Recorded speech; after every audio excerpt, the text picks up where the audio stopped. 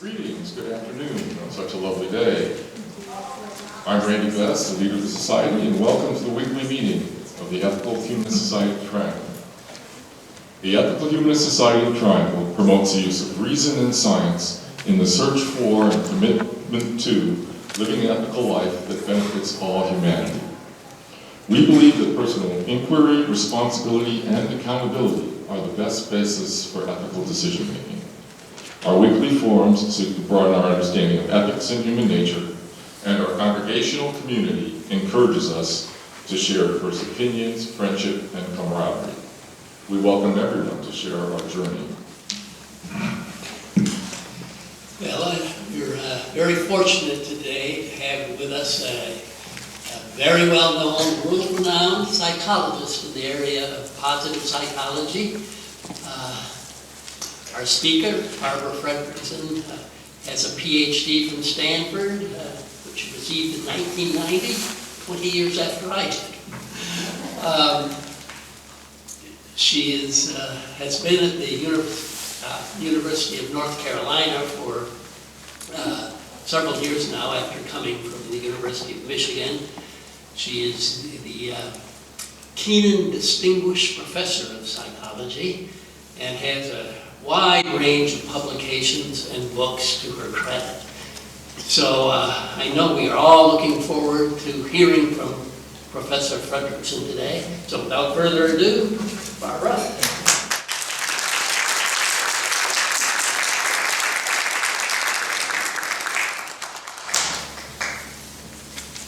Is this mic on now? Yep. Yes? Okay, perfect.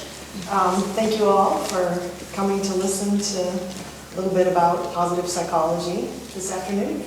And I wanted to give a first shout out to my team of collaborators. I have a great group of doctoral students and undergraduates and postdocs and staff members who help me do the kind of research that I do. It's not something that could be done by just any one individual. So I wanted to acknowledge them and also acknowledge the National Institutes of Health. Many different agencies have funded my work over the years, so you can think of it as your tax dollars at work, helping us all understand these aspects of humanity.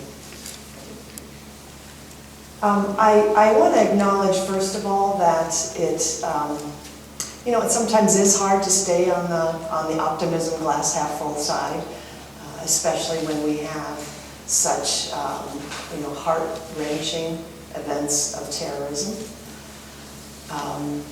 Kind of creating what seems sometimes like unsolvable problems. How do we address it?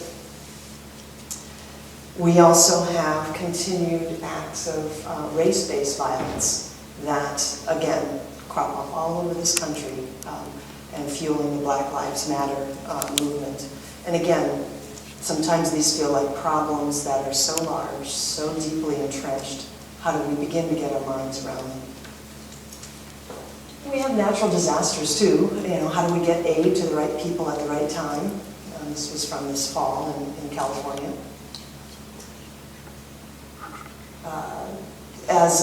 If we're not killing ourselves in instants, we're killing ourselves slowly through epidemics of obesity.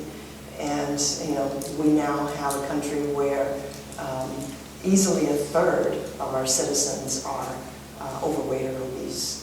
And that's shortening lives, shortening capacity for enjoyment and contribution.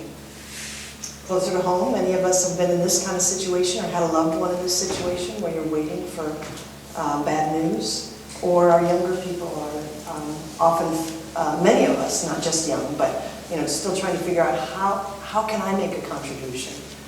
How can I get involved and be a productive citizen? So in the face of all of these societal and personal sources of trouble and negativity, it can seem just downright foolish to be thinking about positivity. And if we have as our image of positivity this, jump for joy, kind of, I think of this as a highly American version of positivity, very high energy, very, forget about everything else, just be positive. And I want to just emphasize that this is only one flavor of positivity. It's an important one, but it's also pretty rare.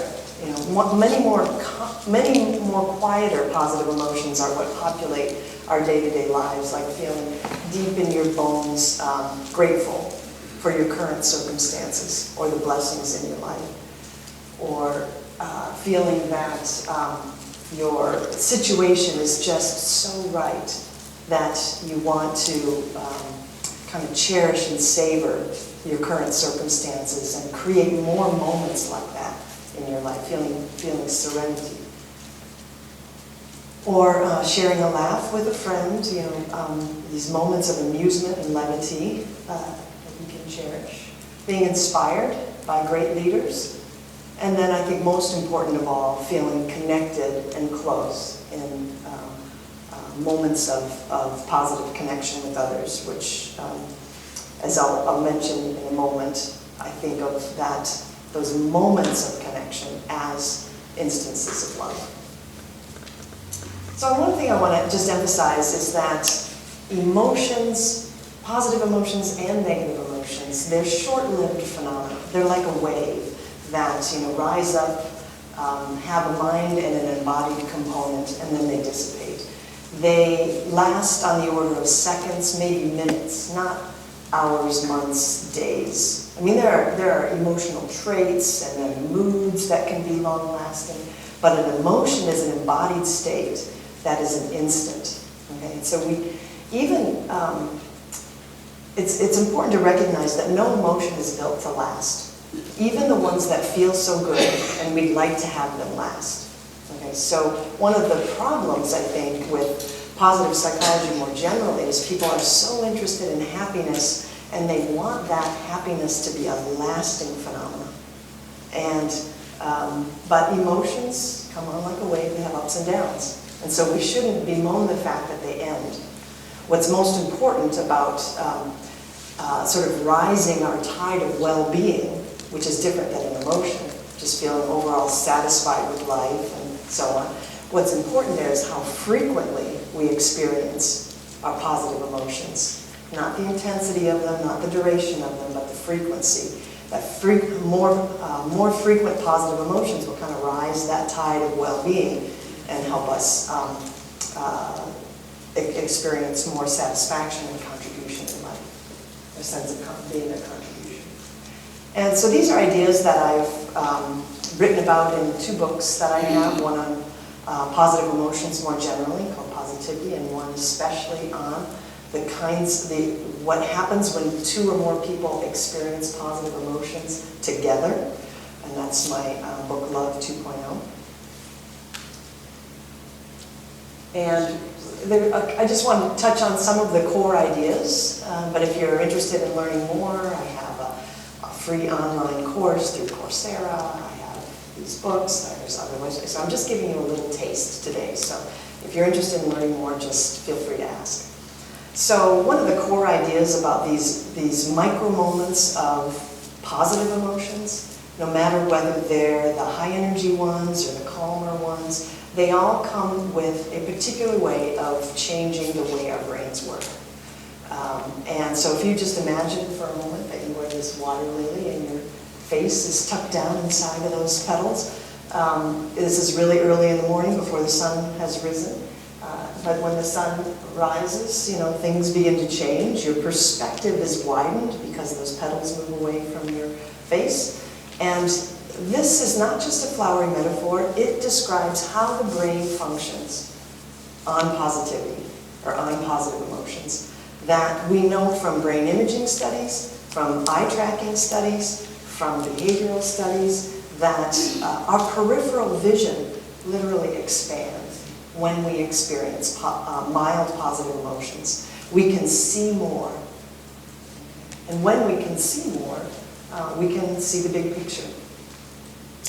And having more moments like that, where we can see the bigger picture, and we're more expansive in our awareness, it's not trivial, because more moments like that accumulate and compound and help us become more resilient, more socially connected, healthier physically, they act as nutrients. Those micro moments act as nutrients that help us become the best version of ourselves. So I want to help you see sort of beyond the smile, beyond just like the most obvious sign that someone might be feeling a positive emotion.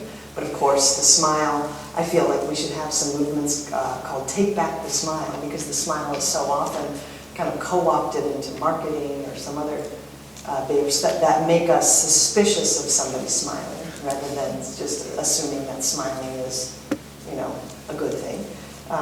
But what I want to do is help you go see beyond the smile to see, again, how the brain functions differently with positive emotions, how the body functions differently, and then how that changes us for the better.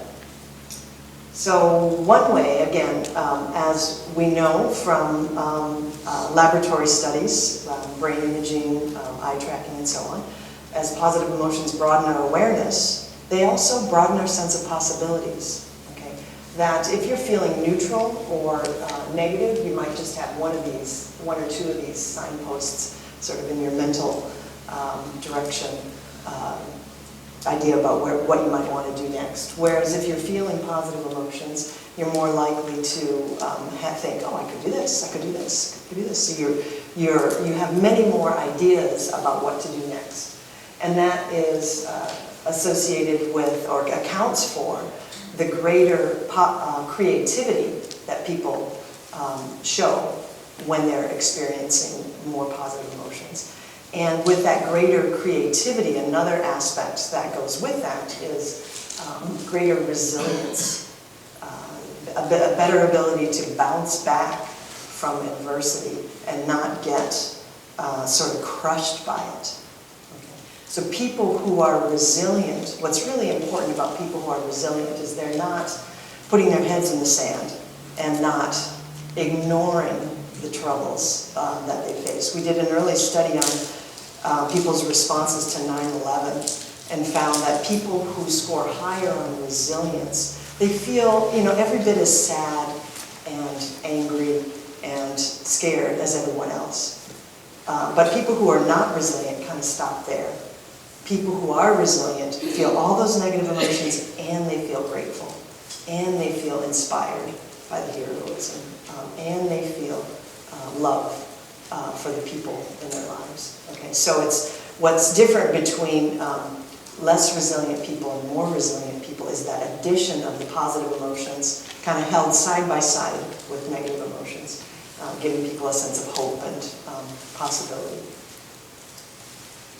So this is, in many ways, these aren't new ideas, although they're newly supported by modern science. This is a quote from the 13th century. Rumi wrote that there is a way of breathing that's a shame and a suffocation. You can feel the embodied sense of negative emotions that just kind of shut people down. And then he says there's another way of breathing, and he calls it a love breath, that lets you open infinitely.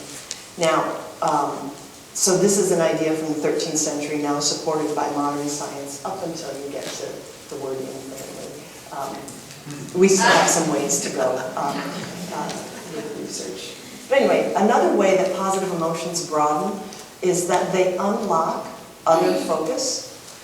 So often we move around the world just sort of wrapped up in a cocoon of self-absorption.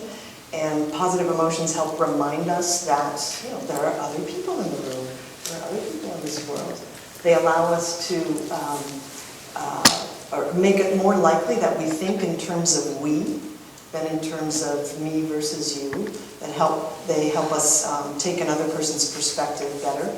And also things that tend to divide us, like race or cultural differences, momentarily slip out of view when people are experiencing positive emotions.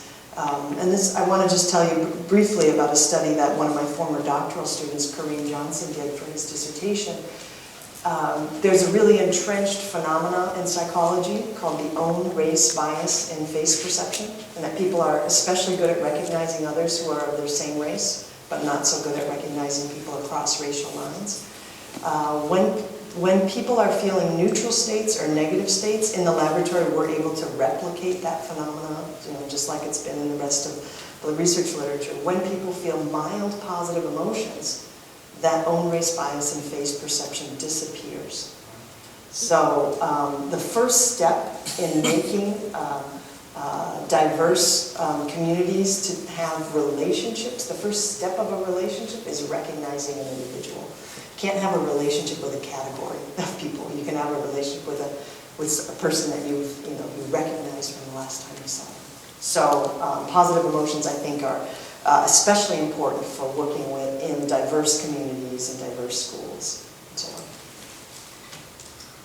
So what I want to emphasize here is that this is not simply the same old story that we've heard, that positive emotions are about seeing the world through rose-colored glasses, or as the glass is half full and half empty. These things are true, and they are important, but I actually think they're not the most important thing about the way positive emotions change our thinking. The most important aspect may be that they allow us to see the big picture. By expanding our awareness, we can more ably take in the difficulties that we face as individuals and as a society in ways that allow us to see the big picture, connect the dots, think at a systems level. We need that big picture kind of thinking to be able to address the difficulties and source of pain and heartbreak in the world. I want to turn now to the topics of my second book, Love 2.0, which is really about the experiences that we all have when we feel uplifted and energized by positive emotions in the company of others or with another person. I call this positivity resonance, sort of like when one person's positive emotion evokes another, and that person's amplifies the first person. It's sort of like a reverberation of positivity that, again, can happen for a few moments and then it dissipates. So what's special about that? Well, I'm arguing that those experiences of co-experiences of positive emotions are especially nutritious. They especially help us to grow and become better versions of ourselves. And I think they are so important that they deserve the word love that we kind of put up on a pedestal. I mean, most people in this world think of love as the same as romance and marriage and commitment. But I think that viewing love as that bond blinds us to these everyday micro moments of connection, which are extraordinarily vital for human health and well-being, and not to mention positive, effective communities. So just to give you some examples of this, again, sharing a laugh with a friend, hugging a neighbor with compassion. I think a cleanest example would be smiling at a baby. And this doesn't even have to be your baby. It can be the baby on the plane or the baby that you see in town. And what's nice about the example of smiling at a baby is that you don't have any roles or titles or expectations. That babies just looking for something in your eyes, and then if you're responsive, you're giving something back and smiling. And you can see that, you can really appreciate that it's kind of like this nonverbal dance. And we know from developmental science that moments of connection with that infants have with their caregivers and other caring adults in their world is absolutely vital to their development. We know this because there's been decades of research on the effects of having a depressed caregiver that isn't able to make this sort of nonverbal happy dance with the child in their care. And the effects of that last for decades. The effects of being raised by a depressed caregiver, either mother or father, it lasts certainly for the child's social development through preschool and into their cognitive abilities into adolescence. So it casts a long shadow, which suggests that for baby humans, these moments of positive connection are absolutely vital nutrients to help our young people become the best versions of themselves. Now, I'm picking up where developmental psychologists leave off. I think they're absolutely vital, nutritious elements for all of us. It's maybe especially so we see the negative effects on child development, but I think we can't, if it's food for babies, it's food for humans. Another aspect beyond the shared positivity that's sort of elemental to these micro moments of positivity resonance is a concept that I call biobehavioral synchrony. Now, some of this synchrony in these micro moments of connection that you have with another person when you share positivity, some of that synchrony you can see. It's the shared facial expressions, shared postures, shared tempo of movement. Some of that synchrony you can't see. But we can see if we have specialized tools from science. We know that when parents and infants engage in that positive face-to-face play, they show a synchrony in the neuropeptide oxytocin, which is most often linked with bonding. So just you know, we used to think of oxytocin as just related to childbirth, lactation, mating, you know, like the big moments of bonding. Well, now we know that these micro moments of bonding and connection also are associated with parallel rises and falls in this biochemical. There's also a neural synchrony, that when you're really engaged with somebody, sort of on the same page, kind of following their every word, and it's a positive engagement, there's kind of a whole brain synchrony in terms of neural firings, not just in an isolated mirror neuron part of the brain. So I want to focus on what really inspired me to rethink love in this way and think of love as these micro moments of positive connection. And this was really emerged from my work on the connection between such moments and physical health. And in particular, my research team has done work on the vagus nerve.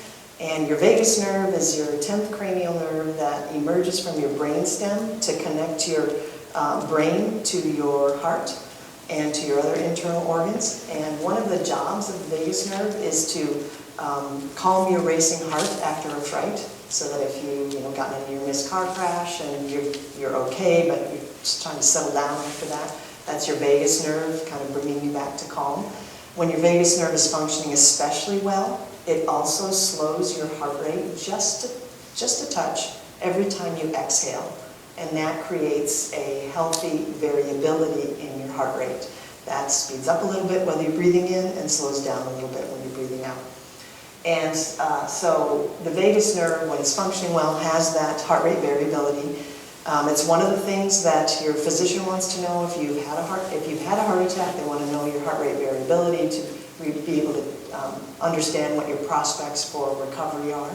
It's associated with better recovery and better cardiovascular regulation in general. This heart rate variability is also associated with the body's ability to regulate glucose and to regulate inflammation. And so it's a key aspect of our biology that is associated with well-functioning physical capacities.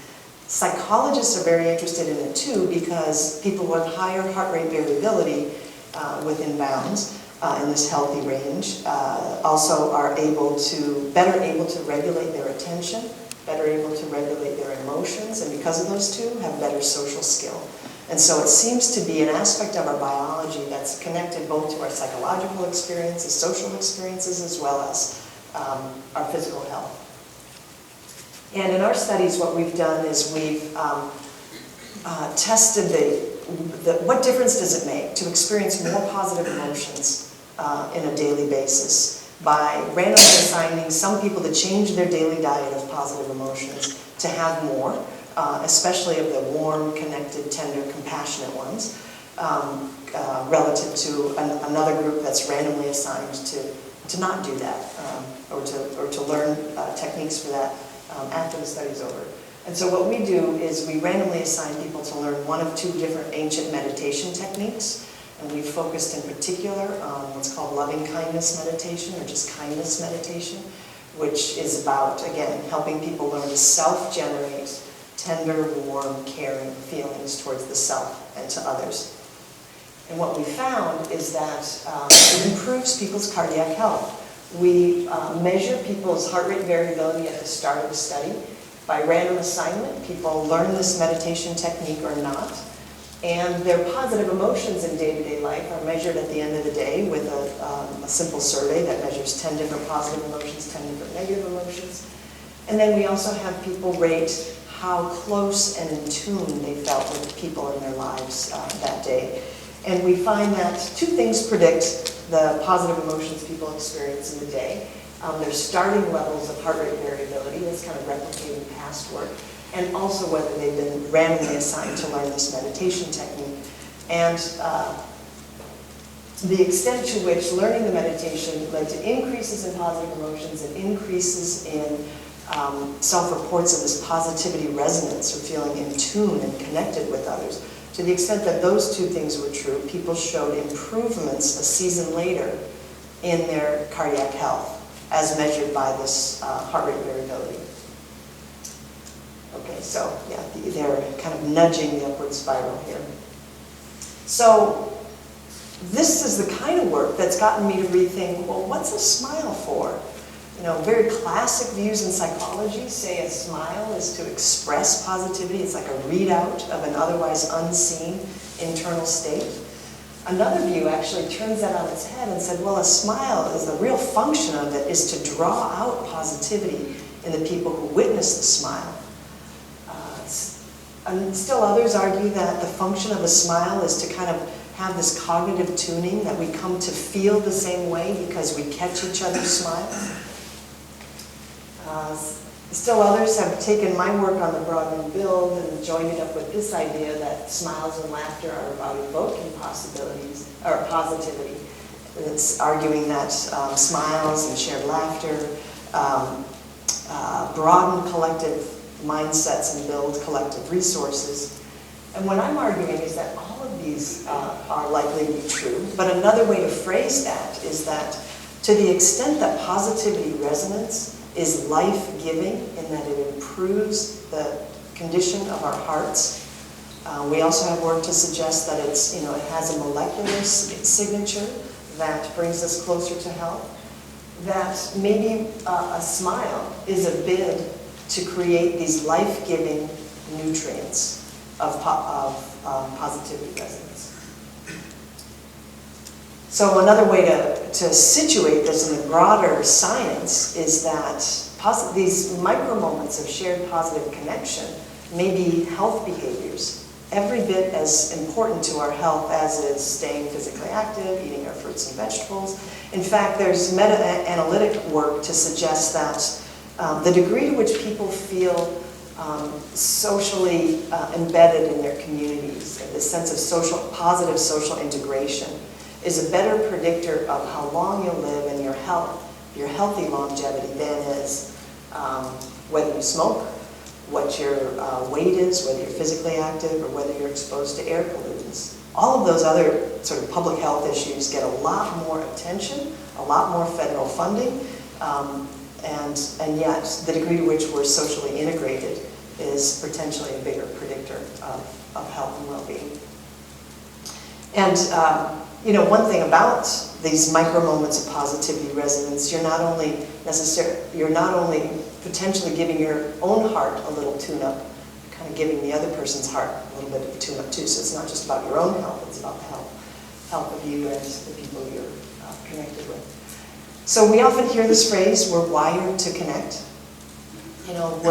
Sometimes that phrasing kind of calls to mind kind of an IT perspective, like there's this mechanical wiring in us that is there to help us connect. But one of the things I want to emphasize is that this wiring is living tissue. The vagus nerve is part of that wiring. There are other aspects of our embodied physical nature that's part of that wiring to connect. And just like we hear about neuroplasticity, we can't forget that there's plasticity in the body. There's plasticity in that wiring. Of course, we see plasticity in the body when we notice that somebody has remarkable muscles. This gentleman doesn't get to keep those muscles unless he goes to the gym regularly. Okay, so your habits of behavior kind of set up this plasticity in the body. But like anything that's a biological capacity to connect, I think it's a use it or lose it kind of aspect of ourselves. And so there's ways in which we can erode our capacity for connection. And of course, I think it's a great coincidence that James Coley is here, because I did his radio show a couple of years ago, I think. And you gave me this image from the slide. I've been using it ever since. So if there's an upward spiral in which our day-to-day experiences of connection are improving our cardiovascular health, then, well, if we neglect our day-to-day face-to-face connections, then we're potentially eroding our biological capacity for connection and compassion and other focus. So what I've argued in my second book, Love 2.0, is that it might be useful for us to upgrade our view of love to not just be I think our cultural views of love are really anchored on the outcomes of having frequent micro moments of positive connection. Because with the more micro moments of positive connection that we have, the more we feel loyal, committed, bonded to others. But those experiences of trust, loyalty, commitment, bondedness, that's the outcome of these more everyday micro moments of positive connection. And so I think it would be helpful for us to expand our view of love or upgrade it so that it also includes, so how do we get there? Rather than just think, oh, I'd like to be in more trusting relationships. Well, you get there by having more of these micro moments of positive connection. And I had the opportunity to give a talk on some of these ideas at the Ackland Art Museum when they had that exhibit on More Love. I don't know if any of you guys saw that. It was a really lovely exhibit. And doing some of the reading for that, I came across an art historian who was talking about this new pocket of art presentation, which is trying to get people to have experiences with others, have experiences, in the context of connecting with art. And he wrote about them as creating day-to-day micro-utopias. And so I think this equally applies to this idea of positivity resonance. I think, we've all kind of given up on the idea of kind of a macro utopia. Like a place you'll move into and will forever be wonderful. My name is Amy Piersma is here, and we both live in co-housing. And I think we know from living in co-housing, it's a community just like any other community. It's not a utopia. But even if we have to be pragmatic and give up the idea of a macro utopia or utopia, we don't have to give up on this idea of micro utopias, of these moments that help us feel more alive and connected and part of something larger that's great. So again, I just wanted to close by thanking you for your great attention and your interest, and I'll be happy to take your questions when they tell me it's the right time to take questions. Okay.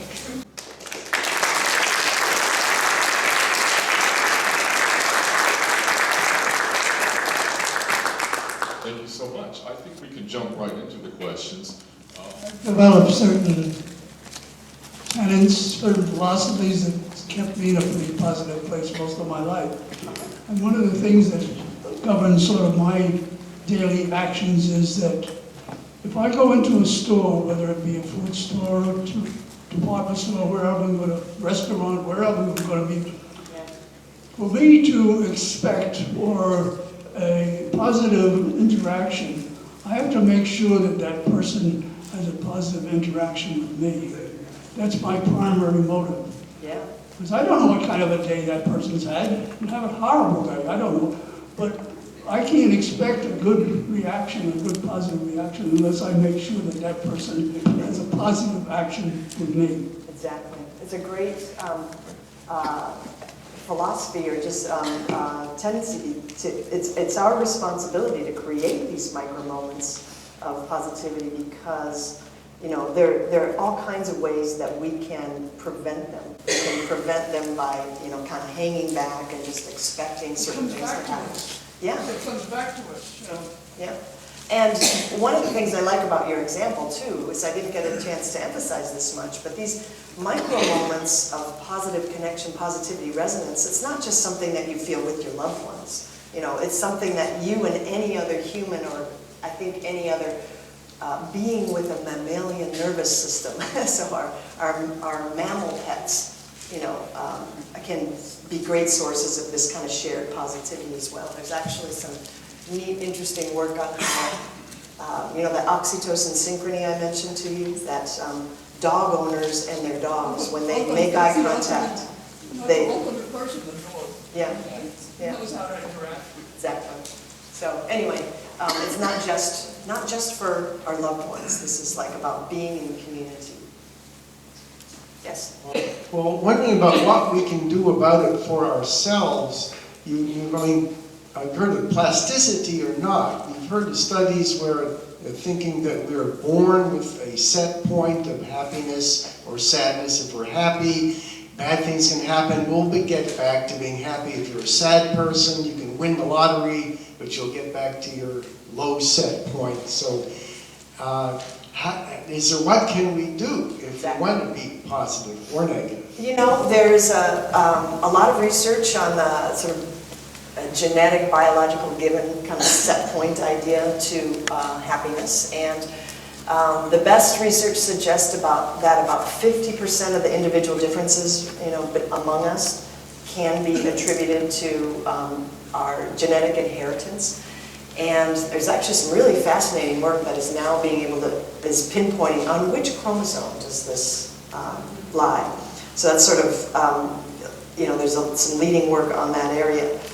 But if 50% of the individual differences are genetic, that leaves 50% for something else. And some 10% of that seems to be related to what country you live in, whether you're married or not, whether you're employed or not. It's kind of the big picture of circumstances. And then that's sort of a mystery. What are some of the other things that contribute to the remaining percentage differences? And that really has been linked to your daily habits. Your daily habits of, you know, coming into a store and making somebody feel good or not because you showed up, or whether you spend time in nature, spend time in meditation or other things. So basically, we all have a set point, but there's a set point with a range around it. Okay, so when people make changes in their behavior and their habits and daily habits, it's not like you're going to go from being the most, you know, depressed person in the world to the most happy-go-lucky person in the world, but within your own range. You can be at the top of your range or the bottom of your range in terms of what's your genetic set point. So it's definitely an area where the science says very clearly it's a both and. It's not either or. We don't have an either nurture or nature. It's very much a both and. So, microphone. I think this question follows right on that. I wanted to ask you to talk about the positivity ratio. I think it's called. I think this is an area of your work that you've revised. Yes. And you know, I ask out of an interest in what, in a practical way, people can do. Is it that we should try to keep track of how many positive micro moments we have and how many negative micro moments we have, and try to hit a certain ratio? Right. Well, what we know is that when we study people who are either show signs of depression versus people who show clear signs of being in this optimal mental health, what's often called flourishing mental health, and then, of course, there's people who aren't experiencing this optimal mental health and aren't depressed or anxious or dealing with other psychopathologies. There's a large group of people who would be called non-flourishing, non-mentally ill. So what we find is that in terms of their day-to-day emotions, the people who are not flourishing look a lot more like depressed people than they do like the flourishing people. And in particular, people who are in flourishing mental health tend to have positivity ratios that are 3 to 1, 4 to 1, 5 to 1 in that range, whereas people who are depressed and anxious tend to have ratios below 1 to 1. People who are in that sort of middle, not in either group, tend to have ratios about 2 to 1. So more positive than negative on a daily basis. But because there's such asymmetry between the strength and gravity of negative emotions versus positive emotions are really, they're measure for measure, negativity is stronger. So like negativity just grabs our attention, kind of takes over, and it just like is like a big brick in your day. And whereas positive emotions are these little shoots, you know. And so because of that asymmetry, we can't just expect, oh, if we're just as positive as we are negative, that's going to lead to having enough buoyancy to stay up in this kind of flourishing zone. What I have revised more recently is just the mathematical logic that gets us to a particular precision tipping point, but in terms of the practical value of just tracking positivity ratios and knowing that, oh, descriptively, the science shows us that people who are flourishing are in the 3 to 1, 4 to 1, 5 to 1 zone. You know, that's the sort of a larger zone that's useful to be having as a target. And one way to get more awareness around what is your daily diet of emotions is to keep track. For my first book, Positivity, I created a website, positivityratio.com, that would allow you to kind of take a brief 2-minute survey at the end of the day and sort of catalog what your emotions have been for that particular day. And so, you know, what your ratio is on a particular day, of course, is not diagnostic of anything. It's just that day. I think that can be useful to take that scale for like a couple of weeks and then take an average, kind of see where you stand.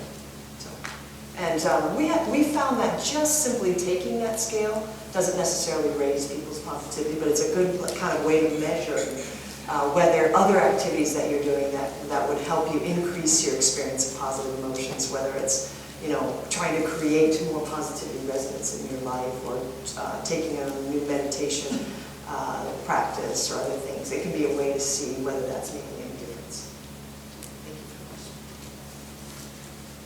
Have you worked with clinically depressed people with this kind of positivity approach? I mean, in my life, I've often talked to other people and said, oh, you just need to be, you know, just have more positive interactions, etc., and just think positively. Right. And they say you don't understand depression. Yeah, that's and so I'm wondering, I know the ratio thing you just said, talk about that a little bit, but if they're stuck in depression, exactly. where do you go? You know, there are many different kinds of depression. At first, I want to emphasize that as a social psychologist, my primary sample that I study is humans. And so we don't pre-screen in most of our studies, we just get people as they show up. We're targeting people who are depressed or clinically ill. And so I see my role as trying to understand human psychology more generally. That said, there's so many different kinds of depression. And many people view depression as a disorder of the positive emotion system, more so than a disorder that's about negative emotions. That it's about, in a way, it's like the positive emotion system, the volume is turned down. And for many, the volume is turned down so much that it's like there's no, it's on mute. Positive emotion system is on mute. And that's is what, you know, clinically we call anhedonia. You know, there's a lack of the emotional uplift. But that's not the case in all forms of depression. Sometimes there's, you know, the volume may be turned down, but it's just quieter.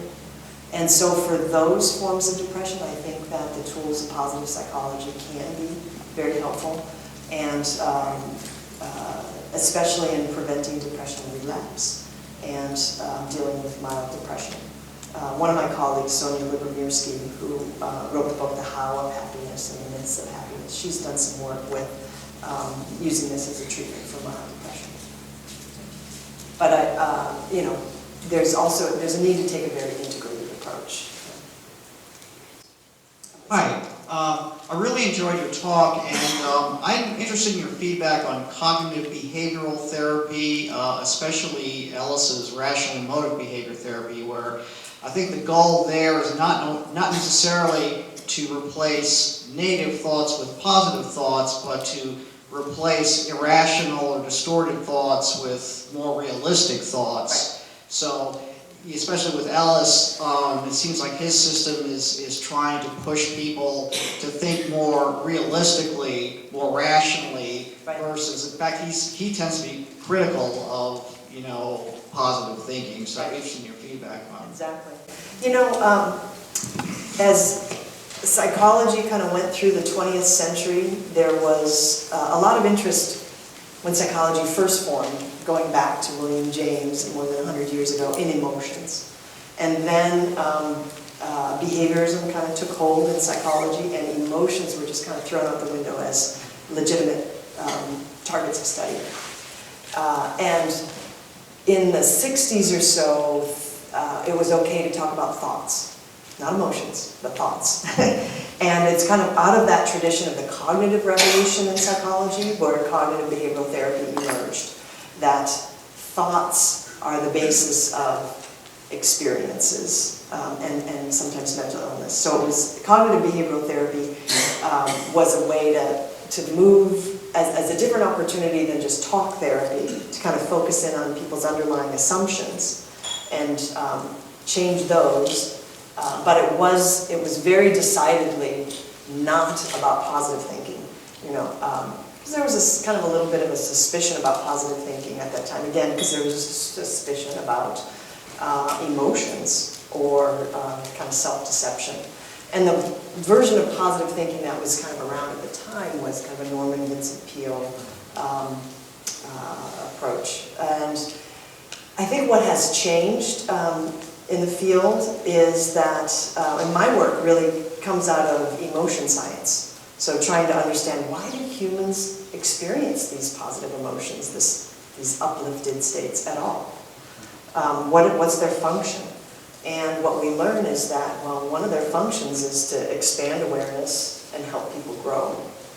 And if you look at child development and how important play is and positive connection, you see that, these are like acting like fertilizer for growth. And so it's important, I think, to be able to take in those ideas and say, positive emotions help people to grow, to become better versions of themselves. Can we use that judiciously in therapy as well, as a complement to cognitive behavioral therapy? There are more, and I know there are a number of therapists in the room here who can chime in probably better than I can on this, but there's kind of a newer era of approaches that kind of take the best of emotion science and the best of cognitive behavioral therapy and kind of bring them all together. And cognitive behavioral therapy can really be useful in getting people out of depression, but it's not necessarily going to help people to get to that optimal functioning in life. And so positive psychology sees itself as, okay, we've used the best of psychological science to deal with illnesses. Now what? How can we use what we know to help people go from just getting by to optimally functioning, to building communities in which we are optimally engaged and making contributions? So it's not just about individual mental health, it's about societal well-being and societal health. I see it as a kind of a both and. My approach to positive psychology is exactly compatible with the cognitive behavioral therapy, and it's arguing that interpretations beget emotions. So it's not incompatible. Where's the microphone? Oh, I had a question. I do a lot of work internationally, a lot of interactions, and one of the things. Excuse me. You're right underneath the speaker. Yeah. So direct the microphone right to your mouth. You won't get the feedback. Oh, okay. So as part of doing that international work, one of the things that I've noticed from a positive interaction perspective is that when I'm actually able to see people, and have, whether it be through a video conference or, if I'm able, luckily, to be able to see them and, meet them in person, it's a much more productive, a much more positive interaction as opposed to when, I don't have that ability because I'm just not seeing the person. Right. I didn't know if there was anything in that science of seeing that relates to this work. Yeah. Well, there is some neat work to show that when we make eye contact with others, we just all automatically tend to mimic their facial expression. When we mimic facial expression, our gut instincts about what that person is feeling are much more accurate. And the thought is that it's not just the face that we're mimicking, but there's sort of a neuromimicry as well that kind of creates in you a little bit of what they're feeling. And then you can kind of just all at a non-conscious, very quick level, kind of have a gut sense of what, like, oh, this interaction is going awry or it's going well. And it's like we have more data when we're face-to-face, or even voice-to-voice, compared to asynchronous or text, abstract ways of connecting. So, I think, there's a reason that we still, if we want to close a big important deal, we still fly and shake a hand and, meet face-to-face. It's especially vital for assessments of sincerity and integrity. And of course, our big deals depend on those things. Thank you. So, is this on? Yeah. Flick the switch on. Here? Nope. I'll try it loud. It's on. Okay. Is it on? No. I don't think so. So, you talked about the 40% that's day to day and that influences. Are there exercises that you've learned that raise the level of positivity besides meditation? What would the top 2 or 3 or 4 be besides turning off the news? Right. Well, turning off the news, I think, can be super helpful. Both of my books, Positivity and Love 2.0, are each kind of divided into 2 parts. The first part describes the science and the evidence, and the second part is sort of like, okay, if that's true, what would I do? And a lot of practices in there. Certainly, because of my research, I focus some on meditation practice, but I know many people are not interested in learning meditation during the time. So there are also things that we've discovered that I would call micro-moment practices. And one that is beguilingly simple and effective is simply, so many people talk about counting blessings. But one of I think that can be useful, although sometimes as an activity that grows stale for people. One thing that seems to be especially difference-making is reflecting on connection at the end of the day. So we discovered this in a study where we asked people, think about your 3 longest social interactions of the day. How close did you feel with the people you were with? How in tune did you feel with the people you were with? And if people ask themselves that question day in and day out for weeks, we see that their positivity increases, and we see changes in their cardiac vagal tone, in their heart rate variability. So I think there's a way in which just valuing connection as much as we value what's on our to-do list. We value achievement. We kind of think at the end of the day, did I do everything that I wanted to do?